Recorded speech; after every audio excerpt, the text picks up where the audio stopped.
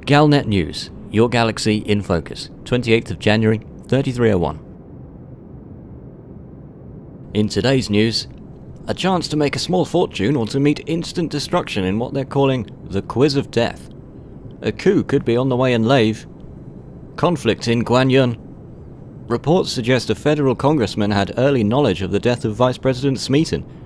And a special report on the issue of friendly fire.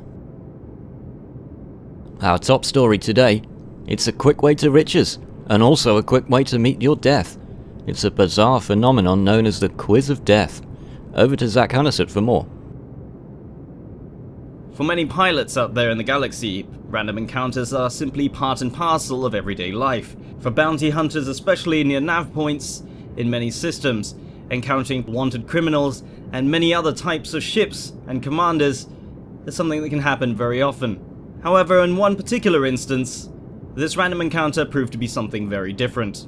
Commander Pastreau, while bounty hunting in an anarchy system near Lave, Commander Pastreau detected a Viper entering the area, and upon stopping and scanning him, he discovered the ship was carrying 8 tons of gold in its cargo hold. Curious as to why any pilot would bring such valuable cargo into a combat zone, he quickly hailed the pilot and asked him what was going on. It was then that the unnamed pilot introduced him to the Quiz of Death, a series of questions that, if answered incorrectly, would lead to certain destruction. The correct answers, of course, would earn him a share of the gold as some form of prize. The catch, of course, was that in order to participate, he'd have to disable both his engines and shields, and then a single wrong answer would lead to him being fired upon. If he took longer than 15 seconds, he would also be fired upon. And attempting to run away or activate his shields would also lead to destruction. Unfortunately for Commander Pastreau, this was not an encounter that he came off on the winning end of. However, random encounters now seeming more bizarre, this is definitely ranked among them as one of the strangest encounters we've seen in the galaxy so far. Reporting from Lave, Zach Hunnisett, Galnet News. Some news from the Alliance now. Over to Chip Washington for more. Lave Station may be the focus of an upcoming coup. Word is circulated that a coalition of pilots who are descendants of an ancient Earth country known as France wish to stage a violent coup to take control of the station. Lave is home to one of the galaxy's finest flight schools and holds an important place in the hearts of many pilots. Pilots across the sector have voiced their discontent at the prospect of a French takeover of the station, suggesting that they would have to deal with far more than the local Alliance forces. This has been Chip Washington, Galnet News. Although Galnet approached President James Gibson for comment, he could not be reached in response to this story. However, Lord Ryan of Ugain hit back against the proposed coup, stating, "My family emigrated from Lave to the Empire back in the days of Walden. We won't let the system succumb to tyranny again." Commander Ulysses Wolfe, an Imperial explorer, had this to say, "We won't just stand by and let it happen." Galnet will keep you up to date on the story from Lave as it progresses. And now a report on the recent conflict that has erupted in Guan Yun and the surrounding area. Over to Jack Dogon. Guan Yun is a relatively low population sector for being so close to a faction capital, within 75 light-years of Achenar. Its 6,480,000 inhabitants currently live under a major lockdown due to the local factions currently in a civil war. The Blue Camorra and a Federation-backed faction, the Union of Guan Yun Democrats, currently are fighting all across the system, with many high-intensity and low-intensity combat zones. However, the system sits firmly under the control of a dictatorship called the Guan Yun Focus, which has set up multiple military checkpoints in the system, either to keep a firm grasp over the system's population, or to try to control the civil war. Their influence on the two factions in the war is unknown, as no statement has been issued from the Focus about the civil war. Furthermore, a pair of Empire factions also reside within Guan Yun, making this a very contested system for being so close to Achenar. The two factions entangled in the civil war seem to be gaining no ground on relatively equal footing, but with both deploying astonishing amounts of warships to fight in the combat zones. Reports from local independent pilots claim that multiple heavy ships, such as Pythons and Anacondas, have been seen from both factions in even the low-intensity zones. One pilot told me that he saw a pair of anacondas from one faction engaging an anaconda from the other in a low-intensity zone. The surprisingly heavy conflict seems to be pouring over into neighboring systems, as multiple assassination orders have been posted on local bulletin boards for independent pilots, including one I saw for the death of the Union's General Jackson, who was, at the time, either an ICZ XO-A C-16 or HIP 19758, with a reward of almost 177,000 credits on his head.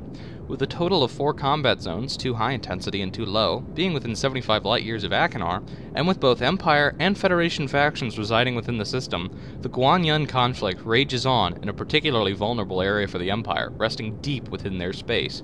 Many independent traders and voyagers have noted the system's conflict on social media after passing through, including one Empire Baron who claims to have submitted a petition to the Senate over assisting the Empire factions within the system. No doubt the 6.5 million residents wish the conflict will come to a quick close, especially with the heavy firepower being used by the 2 warring factions. Commander Dogon, Galnet News, reporting from Guan Yan. In the Federation today, the press furore over the death of the Federal Vice President Nigel Smeaton has been given a new burst of life after a recording of a local constituency meeting was released on the scurrilous news channel The Lowdown. In the otherwise low-key meeting held in a village outside Kennesay, Mars, on January 12th, the local mayor offered his condolences to the family and friends of a local businessman murdered during a robbery earlier in the week. George Falside, the local congressman, was present at the meeting. The congressman, who was clearly distracted by social media at the time of the meeting, followed the mayor's speech by offering his condolences to the vice president's family. This was an hour after the vice president's death, but half an hour before the news of his death broke. The congressman was not available for comment, but an aide said, "Is it a big deal?" He clearly misheard what was said. On The Lowdown, they followed up by emphasizing the congressman's links with the military, and in particular, his non-exec directorship of Core Dynamics.